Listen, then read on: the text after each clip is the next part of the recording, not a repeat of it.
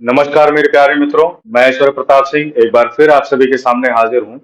आज हम डिस्कस करेंगे इजराइल और फलस्तीन के बीच में जो युद्ध का स्थिति बना हुआ है, उसके कुछ बुनियादी चीजों पर भी और साथ ही साथ जो प्रेजेंट का सिचुएशन चल रहा है, उसके विषय में भी हम चर्चा करेंगे। इस चर्चा को शुरुआत करने के पहले मैं आप सभी को कुछ बात कहना चाहता हूँ। उन बातों में ये है कि आपने देखा होगा पिछले कुछ दिनों से जब से ये युद्ध का सिचुएशन बना है, जब से हमास ने इजराइल के ऊपर अटैक किया है लगभग 7 अक्टूबर से तमाम टीवी न्यूज़, डिबेट और सारी चीज़ों पे आप देख रहे होंगे इज़राइल, इज़राइल, इज़राइल। हर न्यूज़ चैनल पे आपको केवल इज़राइल और हमास के बारे में देखने को मिल रहा होगा। मैं गारंटी के साथ कह सकता हूँ कि 80 से 85% लोगों को बुनियादी चीज़ें पता ही नहीं होंगी जो इसके विषय में अपनी राय रख रहे हैं। इतिहास इसके पीछे क्या है उसके विषय में उनको जानकारी ही नहीं होगी और कुछ लगभग 40% लोग जो है फ़लस्तीन की तरफ हो चुके होंगे और 60% लोग लगभग इज़राइल की तरफ।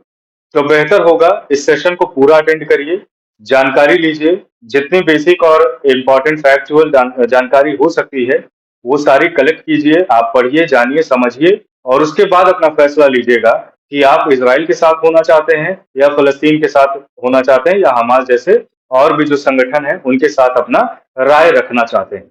तो इस विषय में मैं ये सीरीज लेकर आया हूँ। इसमें लगभग हम 3 वीडियोस बनाएंगे। 3 वीडियो आपके सामने आएंगी।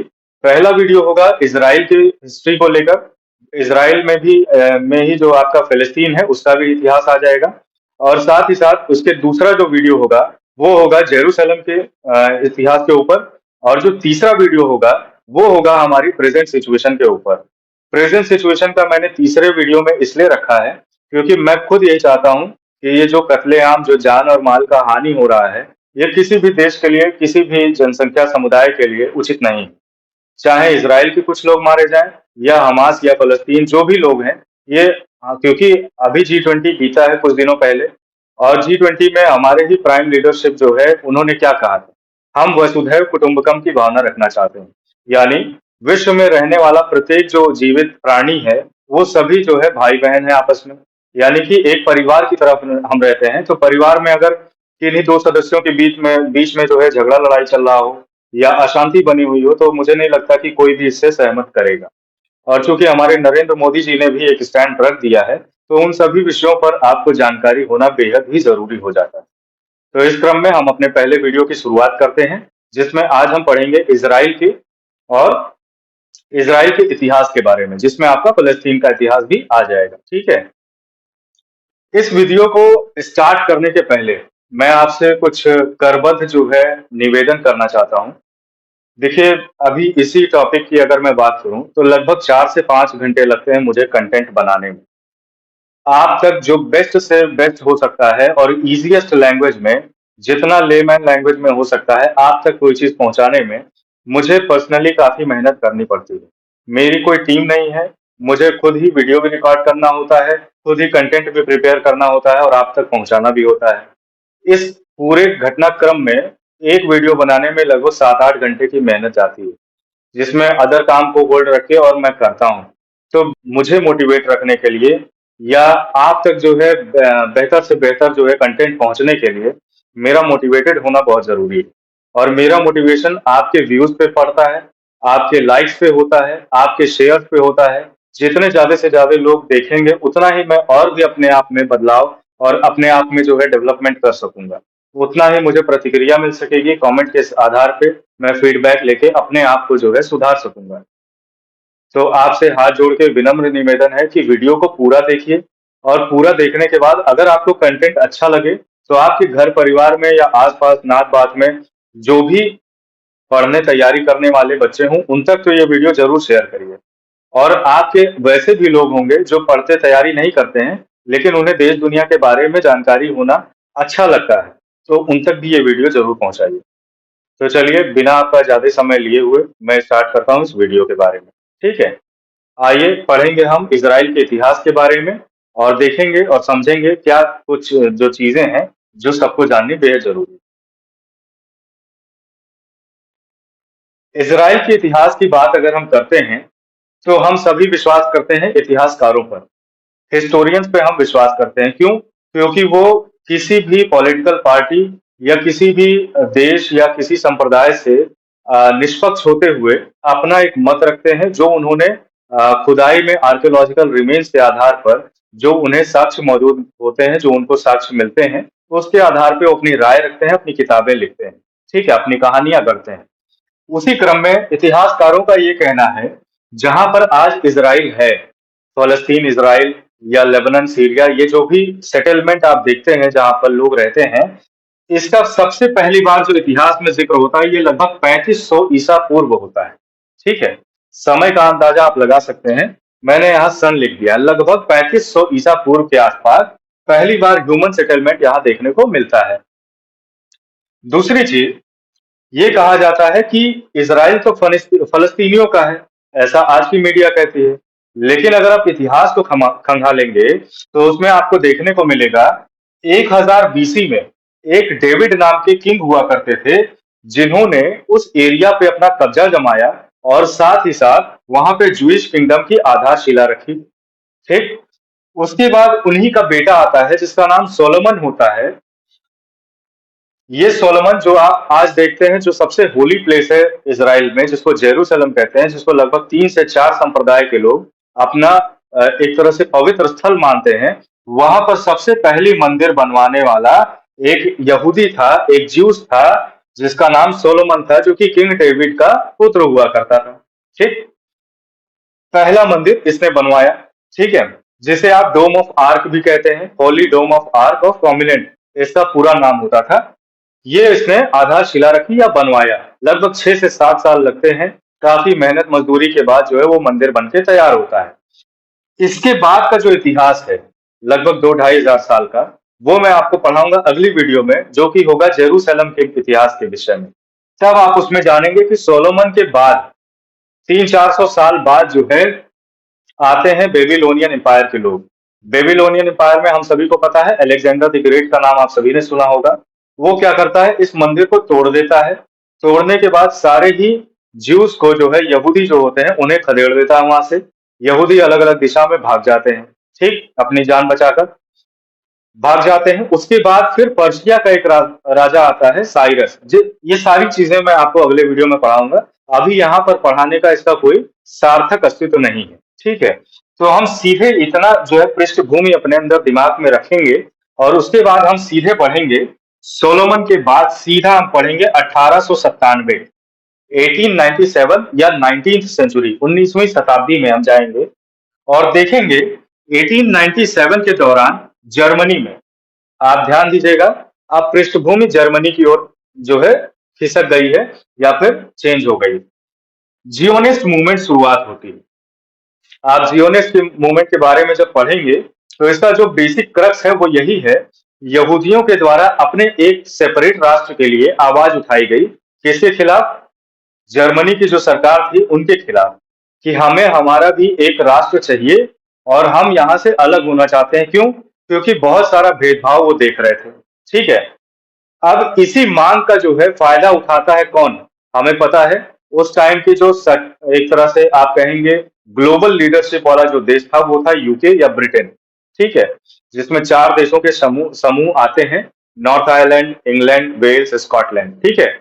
यूके को आप 4 देशों का समूह मानते हैं। जब आप कभी ज्योग्राफी पढ़ेंगे तो ये चीज आपको जानकारी मिलेंगी, जो ब्रिटेन होता था वो 4 देशों का समूह होता था, ठीक है। केवल इंग्लैंड को आप जो है यूके सॉरी ब्रिटेन नहीं कहते थे, ठीक है। तो इस चीज को आप ध्यान में रखेंगे। इसका फायदा उठाया किसने? ब्रिटेन ने फायदा उठाया, क्योंकि यहूदी जो है काफी रिच क्लास भी हुआ करते थे और ये जो है जर्मनी, जो कि एक तरह से धुर विरोधी हुआ करता था ब्रिटेन का, उसके अंदर ही रहते थे। तो जाहिर सी बात है कि दुश्मन दुश्मन जो है आपस में दोस्त हो जाते हैं। तो जर्मन्स के खिलाफ जो है यहूदी वैसे भी द्वेष रखते थे, क्योंकि उनके खिलाफ जो है काफी सारे डिस्क्रिमिनेशन जर्मनी में देखने को मिलता था। इसी का फायदा ब्रिटेन उठाता है। और जब ब्रिटेन उठाता है तो 1914 से लेकर 1919, हम सभी को पता है 5-6 साल फर्स्ट वर्ल्ड वॉर का युद्ध चल रहा होता है। उस युद्ध में क्या होता है, ये चीज निकल के आती है कि यहूदी जो हैं उन्होंने ब्रिटिशर्स की मदद की फर्स्ट वर्ल्ड वॉर जीतने में।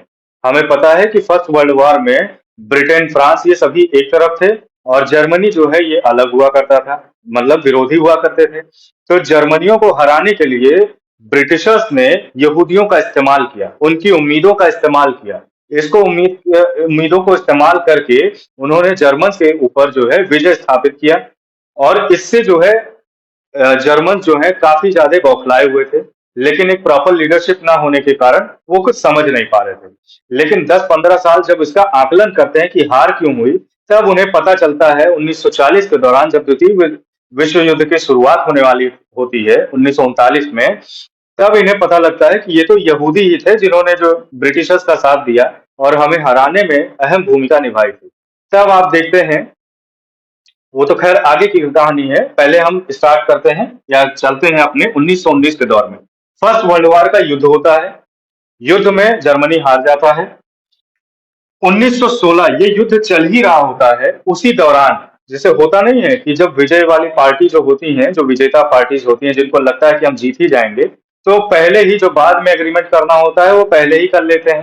तो 1916 के दौरान ही आपको एक एग्रीमेंट के बारे में देखने को मिलेगा, साइक्स पिकॉट।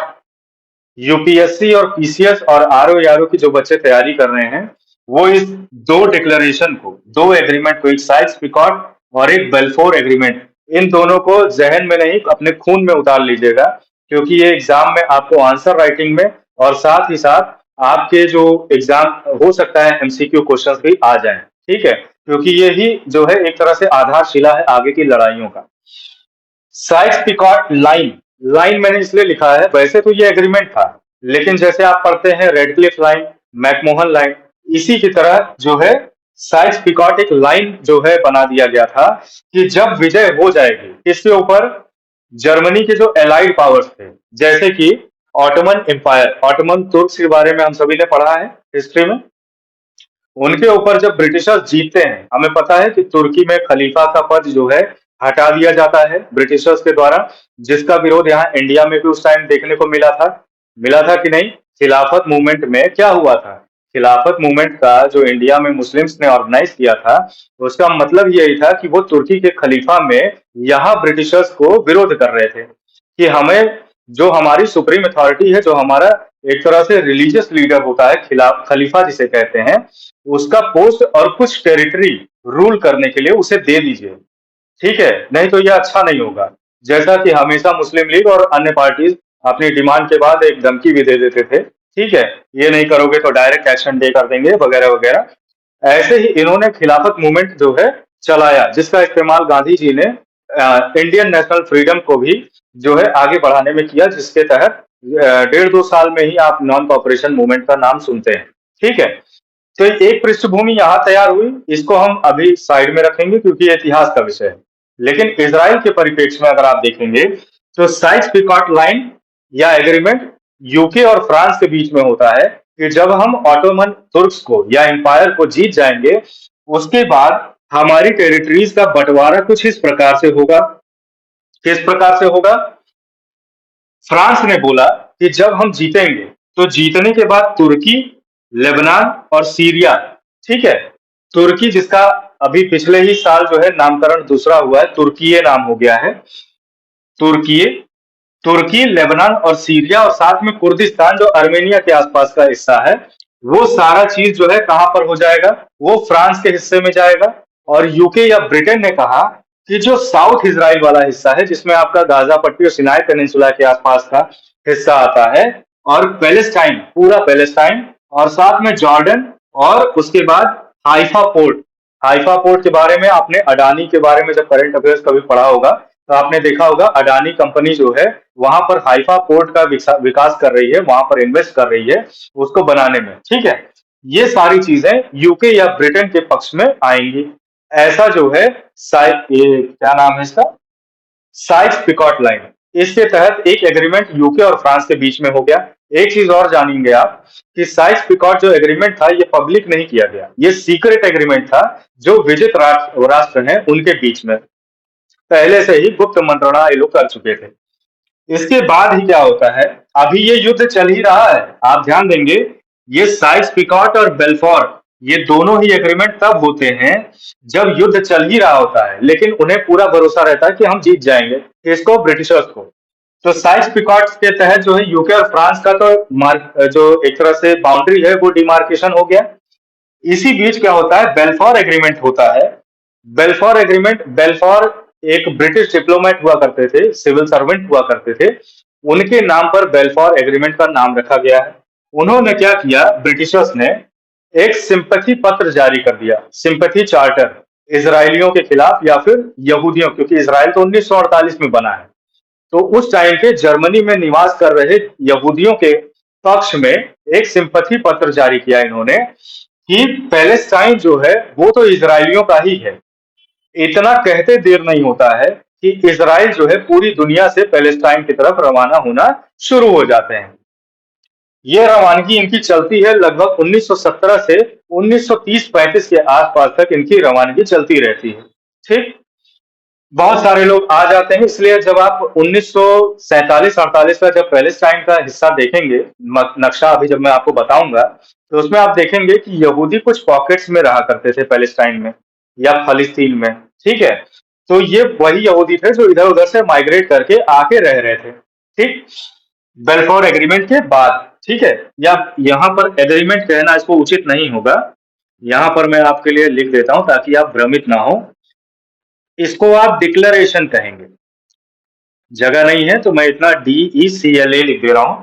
बेल्फोर्ड डिक्लेरेशन। बेल्फोर्ड कौन था? एक ब्रिटिश डिप्लोमेट हुआ करता था। उसके बाद आप क्या देखेंगे कि ये जर्मन जो है फिगर आउट कर चुके थे, जान चुके थे यहूदियों ने ब्रिटिशर्स का साथ दिया है। और जब ये जान लिए, तब तक अपना जो हिटलर था, जो नाजी मूवमेंट का सबसे प्राइम लीडर हुआ करता था, वो भी बड़ा हो चुका था और उस टाइम पे जर्मनी में सुप्रीम हुआ करता था। जब सुप्रीम को ये पता चला कि यहूदियों ने काफी ज्यादा मदद की है ब्रिटिशर्स की, तो उसने कहा कि ये दोबारा ना मदद कर पाए, इसलिए 1940 से 1945 यानी सेकेंड वर्ल्ड वॉर के दौरान गुप्त रूप से इसने जो है हॉलोकास्ट करा दिया, जिसका रिमेम्बरेंस डे आज भी हम मनाते हैं। हॉलोकास्ट जो है करा दिया। हॉलोकास्ट का मतलब होता है मास स्केल पे, बहुत बृहद स्तर पे लोगों का नरसंहार करना, लोगों को मार देना। गैस चेंबर की घटना, इतिहास जब आप पढ़ेंगे तो आपके रोंवे खड़े हो जाएंगे। कैसे लोगों को बहला फुसला कर ये कि आप नहाने जा रहे हैं, ये बहुत बड़ा सा गैस चेंबर बना हुआ है जिसमें आप जाएंगे और आपको शुद्ध किया जाएगा।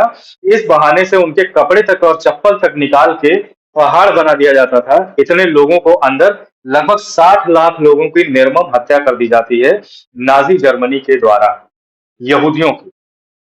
आप समझ रहे हैं ना, कितना द्वेष, कितनी घृणा एक दूसरे के प्रति विदेशों में और अदर वेस्टर्न कंट्रीज में आपको देखने को मिलेगी। लेकिन ये अपना भारत ही है, हमारी ही एकमात्र संस्कृति है जो ये कहती है कि हम वसुधैव कुटुंबकम में विश्वास रखते हैं। वरना ये जो देश है पाश्चात्य संस्कृति वाले, इनका बस चले तो ये रंग के आधार पर डिस्क्रिमिनेट करते हैं। जाति और नस्ल तो आप छोड़ ही दीजिए, काला गोरा, ठीक, लंबा छोटा, इन सभी चीजों के आधार पर कोई किस बैकग्राउंड से, अब भाई जन्म पे तो आपका अधिकार नहीं है ना, आप किस माँ के पेट से गर्भ से जन्म लेंगे, इस पर तो आपका अधिकार नहीं है। ये तो ईश्वर जाने। ईश्वर ने आपको यहूदी बना के अगर पैदा कर दिया, तो ये आपके लिए सेकेंड विश्व युद्ध के दौरान जो है आपके लिए ये बहुत बड़ा अभिशाप हो जाता था। और हिटलर जैसे लोगों ने 60 लाख यहूदियों की निर्मम हत्या कर दी। कहते हैं इस हत्या के बारे में, इस हॉलोकॉस्ट के बारे में तब तक दुनिया नहीं जान पाई थी, जब एक बार कोई रिपोर्टर गई थी और उसे जो है दूध के जो कनस्तर नहीं होते हैं, ग्वाला लोग लेके घूमते हैं जिसमें दूध रखे रहते हैं, उसमें होलोकास्ट से पीड़ित वाले लोगों ने डायरी लिख रखी थी कि हमें किस प्रकार से एक अंधेरी जेल में रखा गया और उस जेल में कहीं से कोई भी सैनिटेशन की व्यवस्था नहीं, पानी की भी व्यवस्था नहीं, मतलब मारने के लिए ही रखा गया था। उस जेल में रहते हुए उन्होंने किस प्रकार से जैसे तैसे करके डायरीज लिखी और उस डायरी को दूध के कनस्तरों में छुपाकर जमीन में गाड़ दिया कि भविष्य में कभी कोई जानेगा हमारे बारे में कि हमारे ऊपर क्या बीता था। इस तरह से हॉलोकॉस्ट की घटना को अंजाम दिया गया था इसराइलियों का। अब आप सोचिए कि जिनका ये कितने पहले की बात बता रहा हूं मैं आपको, मुश्किल से ये 60-70 साल पहले की, 75 साल पहले की, जब हमारा भारत कहीं आजाद हो रहा था, उसी दौरान जो है ये घटनाएं हो रही थी। सोचिए अभी ताजा-ताजा ज़ख्म है, इज़राइलियों के ऊपर कितना 60 लाख की मात्रा में लोगों को मार दिया गया था। मैं ये नहीं कह रहा हूँ कि इसमें फ़लस्तीनियों का हाथ था, लेकिन हाँ, किसी ने तो मारा। तो क्या बीवी-बच्चे उनके नहीं थे? प्रॉपर मात्रा में थे? क्या तब लोगों ने आवाज़ नहीं उठाई? तब क्यों नहीं उसका साथ दिया? तब क्यों नहीं यहूदियों के साथ खड़े हुए? खैर, अभी आधी कहानी आपको बाकी है जाननी, तो उसके विषय में जान लीजिए, उसके बाद ही अपना कोई राय बनाइएगा, ठीक है? तो इस प्रकार से हॉलोकास्ट की घटना होती है, 60 लाख लोग मारे जाते हैं, ठीक? ये तो हो गया कुछ इंपॉर्टेंट चीज। अब हम बढ़ेंगे इसके आगे कि इजराइल का निर्माण कैसे होता है।